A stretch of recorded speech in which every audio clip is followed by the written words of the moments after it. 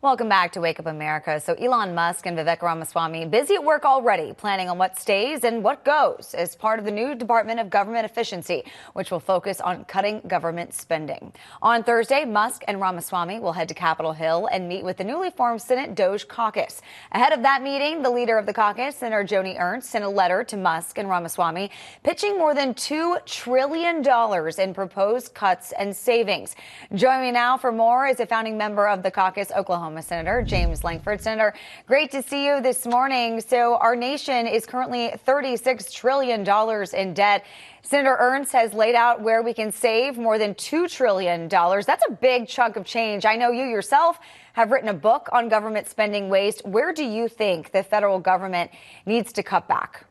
Well, start anywhere and start cutting there. It's not challenging. It is a target-rich environment when you stand in the middle of government and look for areas of inefficiency, and it's a good day to be able to go after waste on it. So I would tell you, in every single agency, there are areas that we can be more efficient, but there are big ones when you deal with things like the grants. My taxpayers in Oklahoma were paying for drag shows in Ecuador. They were paying to study the secret language of butchers in Paris. They were paying for Napa Valley, one of the richest areas in all of America, paying for them to get a new wine walking trail. I mean, this is the kind of waste that just drives people crazy in Oklahoma and all across the country to say, why is my money going there? I wanted to go to national security. I wanted to go to defending the border. I wanted to go to veterans. I wanted to go to the key places, transportation, the things that government is supposed to do, not in wasteful spending. Yeah, wine trail seems lovely, but I don't think that's where our priorities should be right now. So just yesterday, Florida Congressman Jared Moskowitz announced that he is becoming the first Democrat to join the DOGE caucus in the House. And Ohio Congressman Greg Landsman has also said that he would be open to joining. Do you expect you'll start to see more Democrats in the House and Senate open to joining and working with Republicans to cut government spending?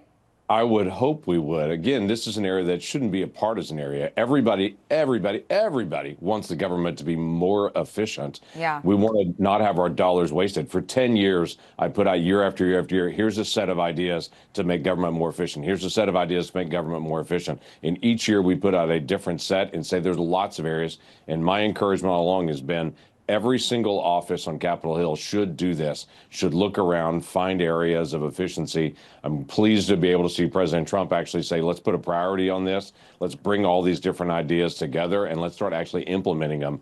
For years, we've been talking about it. Let's actually do it. That's the key thing that we need to do right now. Yeah, this definitely seems to be a priority for President Trump. I want to ask you about this new report out of the Wall Street Journal today, which says Donald Trump is considering swapping out Pete Hegseth with Governor Ron DeSantis as Secretary of Defense. Now, NBC News is reporting that at least 6 senators have concerns about confirming Hegseth. Are you one of those senators?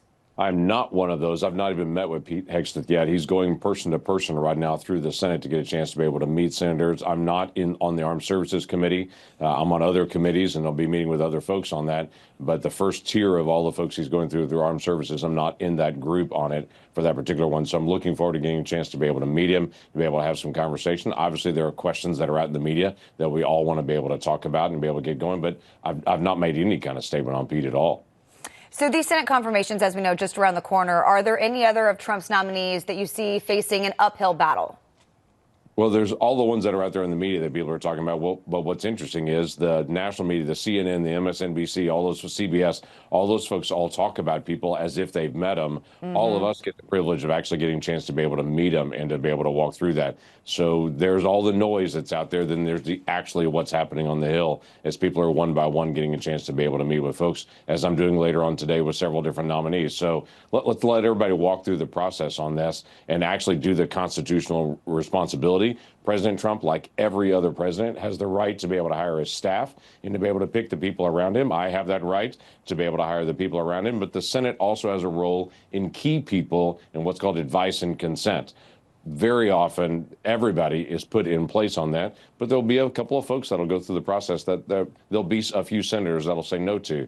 At this point, let it play out. Let's get past the media noise and let's actually do the constitutional process and let's actually support the president and who he's actually trying to be able to pick to put next to him to be able to actually turn the country around. You make such a great point. I want to ask you about the president pardoning his son Hunter.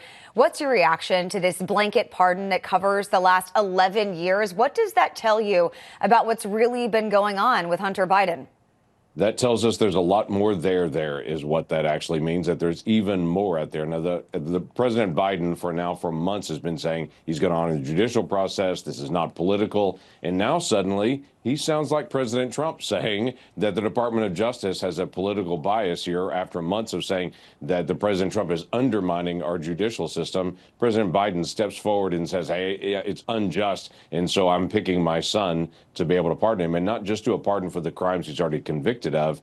People have already seen now he's done a pardon for everything, no matter what it is, saying when future crimes come out, he's also pardoned for those. We've literally not seen a pardon like this since Gerald Ford pardoned Richard Nixon and set that aside and said no crime's not going to be convicted. Now President Biden is doing that for his son. He's setting a new precedent for how pardons will be done in the future, I'm sure. Yeah, we've heard from many of your Democrat colleagues who say this was not a good move. They're not pleased with that. What does that tell you about this?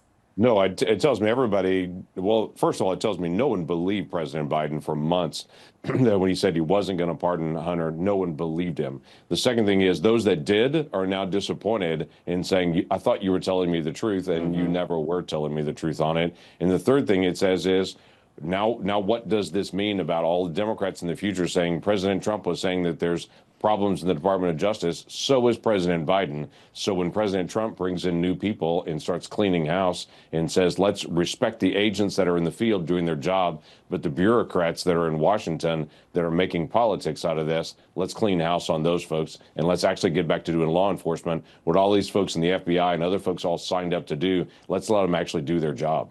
Senator James Lankford, always a pleasure. Thank you so much for joining me this morning. Good to see you again. You too.